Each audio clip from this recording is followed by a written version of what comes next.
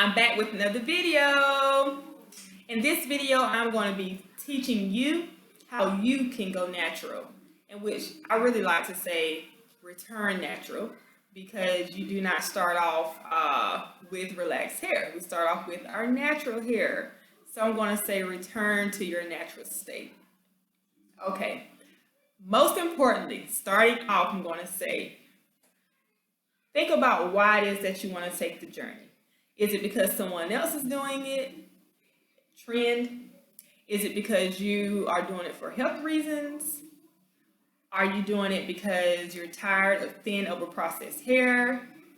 Are you doing it because you're seeking yourself, your true self? What are your reasons? And I tend to find that those who jump on board because it's a trend, they give up a little bit quicker on the journey than those who are finding self-love and confidence, these type of things. So just think about that. Now, there's two ways that you could go about going natural, returning to your natural state. The first way, whack it off. Completely whack off the hair, cut it down, get a fade, just cut it all off, and go from there, and then begin to grow your natural hair out. The second way is to do the transitioning phase. And when you're transitioning, you're going to keep your relaxed hair on there, but you're just going to stop getting relaxers, period. So a lot of people say, well, hey, how am I going to deal with having two different textures going on? And what I recommend for you is to begin using different styling options, your twist outs and your braid outs. And I actually have videos on those, and I'll place them here for you to watch. You can just alter your relaxed hair pattern by doing your braid outs, doing your roller sets, doing your twist outs and things like that, so that it can kind of blend with the curly root that you have going on. A lot of people will wear braids for different protective styling in this process. So you don't have to walk around with the curly root and the relaxed hair. Also too, please remember to take care of your relaxed hair. Just because you have gone natural or you stop getting a relaxer does not mean that you neglect the relaxed hair, because that's the weaker part of the hair. It's processed hair. So make sure that you're getting your ends clipped. Make sure that you're still doing your deep conditionings, and just please do not neglect it, because once that relaxed hair goes to breaking and it's continuously going up the strand of the hair, then you're going to have a problem with breakage, and you definitely don't want that. So big chop is one way, and transition is another way. Also, on your transition, when you are growing out your natural hair, you can clip the relaxed hair along the way if you're afraid to lose length. I transitioned for 1 month. 1 year. Transitioned for 1 year. And how I went about it, like I mentioned, the braid outs and the Bantu knot outs and the roller sets. And I just got to the point to where those styling options, I got tired of wrestling with my afro and my relaxed ends. The relaxed ends are going to get to a point where they're kind of just hanging on there, and they'll start getting on your nerves after a while. Because I have type 4 hair, so it's really a major difference in the relaxed, straight, bone straight versus my kinky 4. So imagine how mine was looking to have straggly ends just hanging on the end. It had to go. So I went ahead and chopped it off, and after I chopped off the relaxed ends, my hair just started growing like that. So then you have some that have the looser textures. So I noticed that they'll kind of hang on to theirs a little longer than what the more kinkier hair textures will. The two completely different textures is very aggravating. Cut the aggravation out by cutting off those relaxed ends and just going forward. So big chop and transition. Now I'm also going to say that a lot of people get discouraged too when they decide to go natural. You probably watched a million videos by now, and you're saying, well, hey, I got to go get that product that she used and that product that she used. Do not get crazy on purchasing all of these products. When I first started my journey, I went to the beauty supply store and I bought a whole line of products because I watched a video on it and I wanted to see how it worked for my hair. But guess what? The video that I watched, the lady's texture is not even like mine. And the way she applied her products and how her hair turned out, my hair didn't turn out that way. So here I had spent almost $200 on a line of product because someone told me it works, but it worked because of her hair texture. I couldn't quite get my curl the way that she did. Our textures were completely different. So when you are watching your videos, then try to watch those who hair type is like yours. Then that way you won't become discouraged. You'll say, okay, well, her hair is as kinky as mine. She's using this particular product. This is how she's applying that product. So let me test that one out. You know, be more realistic about their journey. Be more real with yourself. No type of texture is better than the other. We're all very unique. So follow those who have textures like yours so that you can know what products will work best, and you can save your money. A lot of people say, well, being natural is expensive. It does not have to be expensive unless you allow it to be expensive. Like I say, if you're purchasing all these products because someone says they work, then you're going to have a problem. Also, too, when you get your products, don't give up on them so easy. If you have bought that product and you've applied it in a particular kind of way, then try a different way next time. We have what we call the lock method. You probably watched a million videos on that by now. The lock method, liquid, oil, cream, the way that you apply your products, or the LCO, liquid, cream, and oil. Maybe that product applied and the way that you applied it didn't quite work. So don't just give up and toss it to the side and say, hey, it didn't work that one time, I'm going to buy another product. Give it a chance and experiment with it. And always be mindful of the ingredients in the product. You probably already heard about things such as sulfate and parabens and how it can strip the hair completely of all its natural oils and things like that. And so you always want to make sure that you're going to read your products. Hint, hint. There's a lot of products out there that say this is for natural hair.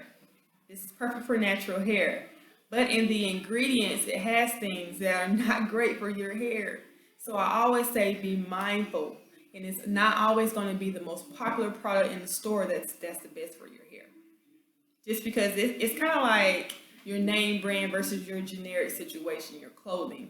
Just because you saw that one being promoted on television doesn't mean that a smaller business owner who has a product is not as good, their products are not as good as the one that's being advertised.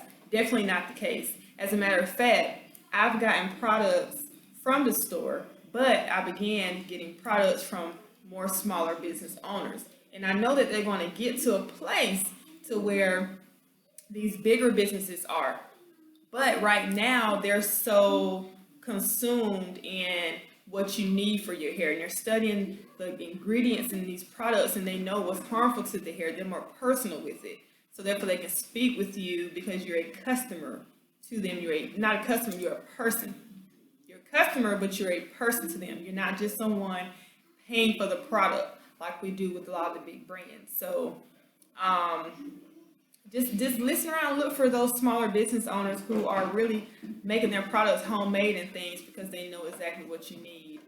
And that's not knocking the store-bought products. Do not get me wrong. I'm just telling you to be mindful of what is in the products and how your hair responds to it. Don't get discouraged because you're spending a lot of money on products. Find ways around it. Get in your kitchen. I tell people all the time, if you don't have any money or you don't want to spend any money, I have 4 children. I don't want to go to the store and be purchasing all of these different things to take care of my hair. I have 2 daughters who have natural hair too. It's no way that I'm going to be worried about spending money on a bunch of products. So I create my own. You can make your own gel out of flax seeds. I'll put that video link here. so that you can see how to make your own gel. And it's healthy for your hair because it's healthy for the body. You can eat these seeds, so you can put it on the hair. You can make your own whipped shea, and I mean, there's many different things that you can do for yourself out of your deep conditioners. You can make that out of your kitchen. Honey, olive oil, egg, mayo. I mean, there's just so many different things that you can do to save money in certain areas. So don't get discouraged because of the cost of things, and don't feel like you have to buy everything. Now, the next thing is your styling options. Now, there's many different styles that you can do once you are completely natural. There's many videos, there's many photos. Google search on hairstyles. So I know a lot of people say that they're tired of rocking that afro look. You can alter it, alter it. Do you different style? Play with different styles before you say, hey, I'm going to give up because I'm tired of looking the same. You can play with just as many styles as you can when you're relaxed. So don't be afraid to pull your hair up and throw a Marley bun on it, or do you some Marley twist, or do you a twist out, do you a Bantu knot out, or do you a braid out. And if you want to rock your hair straight, you can do that too. Do you a blowout. Just be mindful of the heat that you use on the hair and make sure you use a heat protectant. But it's very versatile. You don't have to just stick with rocking a single afro. Let's see what else I can tell you on your journey. Moisture. Make